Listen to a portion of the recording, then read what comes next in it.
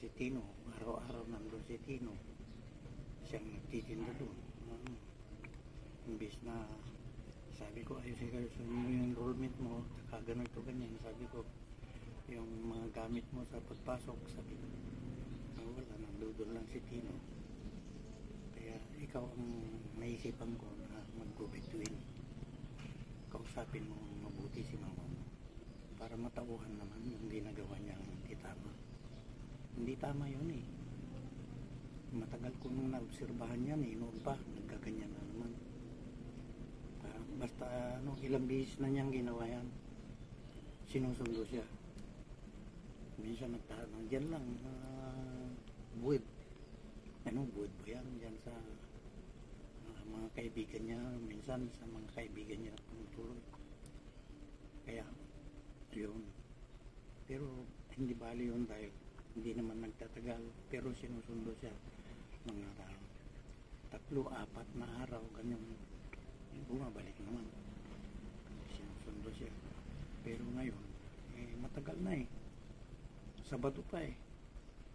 Pagkatapos pinuntahan na nga siya eh. Hindi pa rin siya kinausap. Pagkatapos wala, hindi nakauwi siya.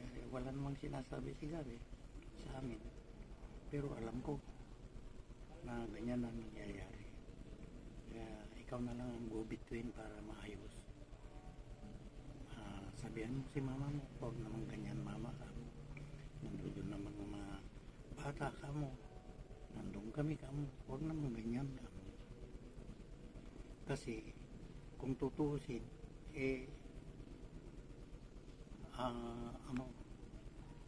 nung nag-asawa siyang ganyan, kung tutusin, pati si Gary, hindi ko na pinatira dito eh.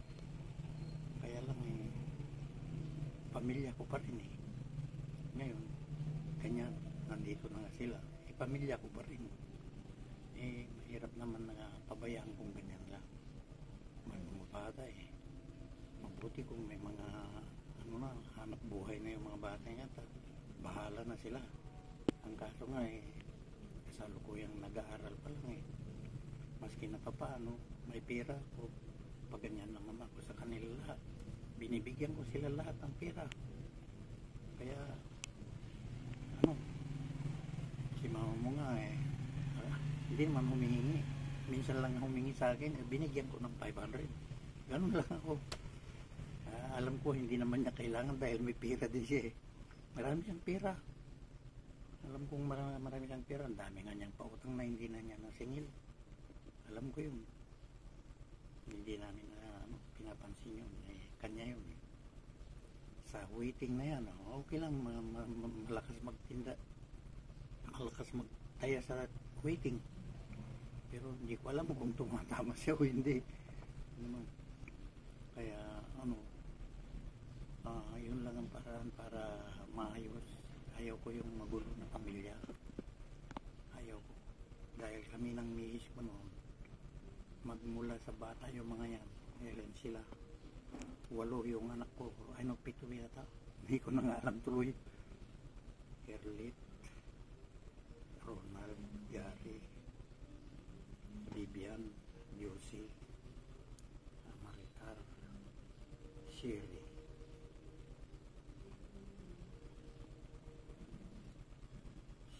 Pito yata sila, no? Hindi ko. Erlit, Ronald, Vivian, Josie, Gary, Maricar, Sherry, 7 sila. Wala. Mabait ako sa mga anak ko. Pag may pera, nung ako'y nasa servisyo, hindi ko natatanggap ang pera ko. Hindi ko natatanggap ang sweldo ko. Ang tumatanggap yung mga anak ko o kaya yung si misis ko, yung busy naman sa garita niya. Sa Manila, may garita kasi siya, malakas. Malaking pera si mami nung doon dahil nagpapautang pa sa mga sundalo. 10,000 papautang niya, walang pirmahan yan. Basta sundalo. Total, nagbabayad naman sila, ganun.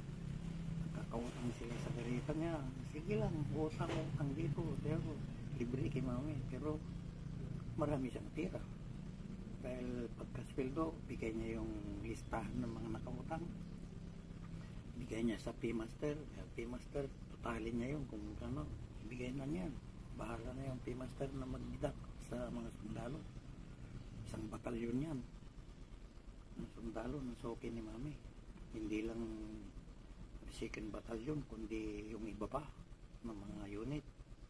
Marines, at saka Air Force, at saka PG. Marami soke. Kaya maraming pera si Mami noon. Mas maraming siyang pera. Itong bahay na ito, karamihan dito, gastos ni Mami. Pero of course,